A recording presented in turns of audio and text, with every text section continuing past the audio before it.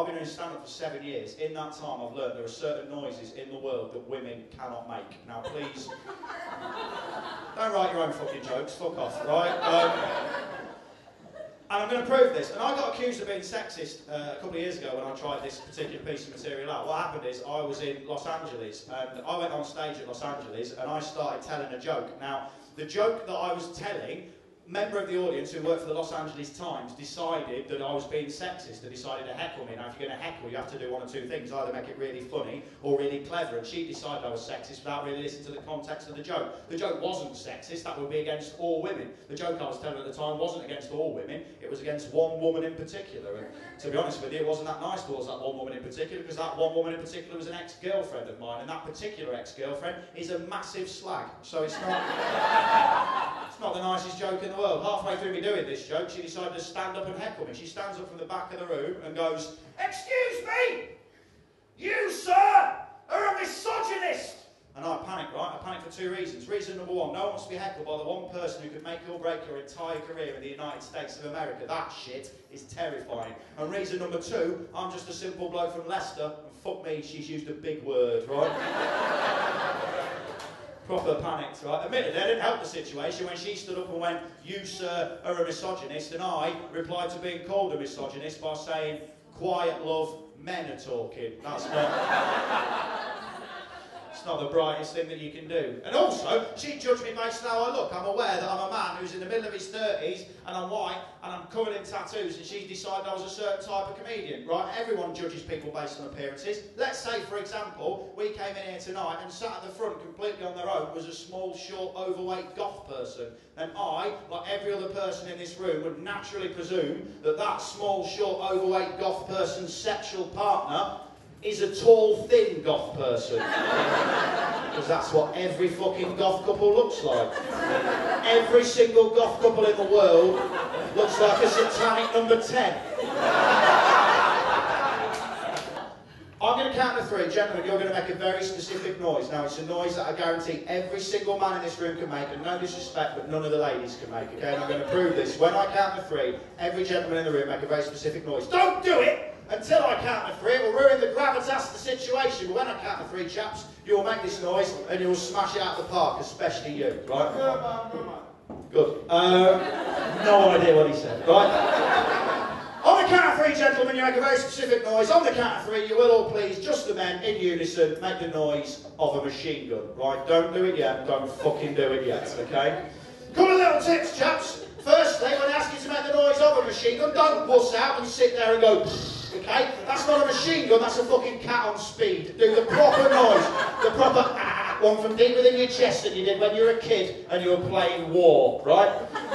Secondly, chaps, when I ask you to make the noise of a machine gun, if you would like to accentuate that noise by doing the fucking hand signal as well, then that will earn you bonus points. Gentlemen, don't let me down. Don't let me down, fella, right? On the count of three, the noise of a machine gun. And the best bit is, it doesn't matter how many blokes are in a room, it doesn't matter where the gig is. This is the point at any gig where I guarantee I've thrown this challenge out and every single man in the room has had a quick swig of his drink and then just pushed his drink away, and now he's got a look on his face that just says, "Machine gun noise." Fucking having this, right? On the count of three, gentlemen, the noise of a machine gun. Don't let me down. You lot fucking nailed this, right? On the count of three, the noise of a machine gun. Here we go, chaps. 1, 2, 3! Good, lovely action as well, sir. Well done. All right.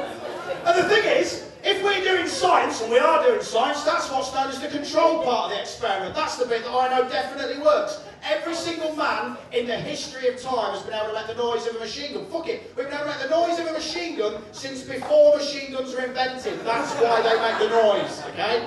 However, if we're doing science, and we are doing science, the only way for me to prove my hypothesis now is to ask all the ladies in the room to attempt to make the noise of a machine gun.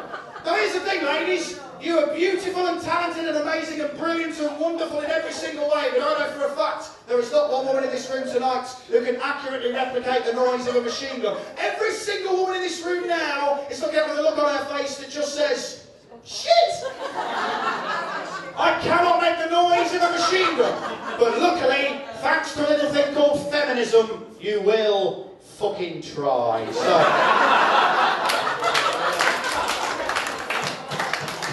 on the count of three, you ladies proved me wrong, attempt to make the noise of a machine gun. And as a tip, ladies, you can't even get the hand signal right, for fuck's sake, right?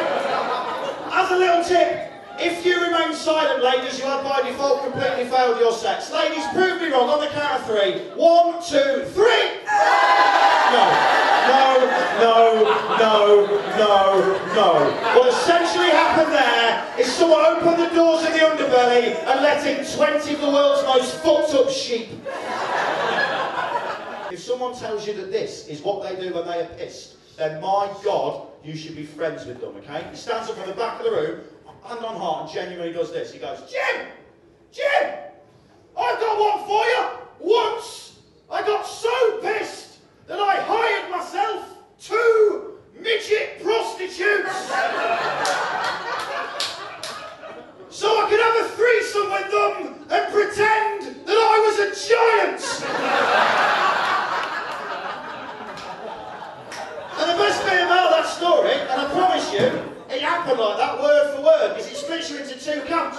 95% of you, the second I say that, will go, fuck off, comedian, you made that up. I didn't, I promise you, on my daughter's life, that's completely true. That's 95% of you straight away. And then that leaves another 5% of you, I can guarantee are all blokes who are sitting there now thinking, fuck me, that's a good idea. Yeah, guys, I'm here with Jim Smallman. Jim, you just smashed Spank. How did that feel? I like smashing anything late in an evening, especially in Edinburgh. It was nice. I enjoyed myself. I always enjoy doing Spank because people are hammered. And then people will come up to you and go, oh, I'm going to come and see your show. And then you know full well that they're so drunk. Even if you give them 20 flyers, they're not coming to see your show. They're so drunk. But it'd be nice if they did, while sober, obviously. So do you feel that you should find a way to kind of permanently engrave your name onto the audience as they leave? I've done this by accident, because I didn't scar anyone, not be horrible, but I went on Twitter and jokingly said, if someone get me tattooed on them, then I'd take them to Harvester for dinner and to Legoland Windsor. And a bloke straight away went, I'll do it. And he did. And he's got my Edinburgh poster. He's got no other tattoos. He's just got like my Ron Burgundy, but it's me, my face, bursting out of his arm. And now I've got a and the thing is, that cost him money to do that, but to take him to Legoland Windsor and to take him to Harvester, that's 2,000 nectar points. I get that in a week. Drive around the country, that's a week's worth of petrol. So, yeah, I mean, well, he's called Andy. He's probably watching this because he's a bit stalky. Hello, Andy. You're mental.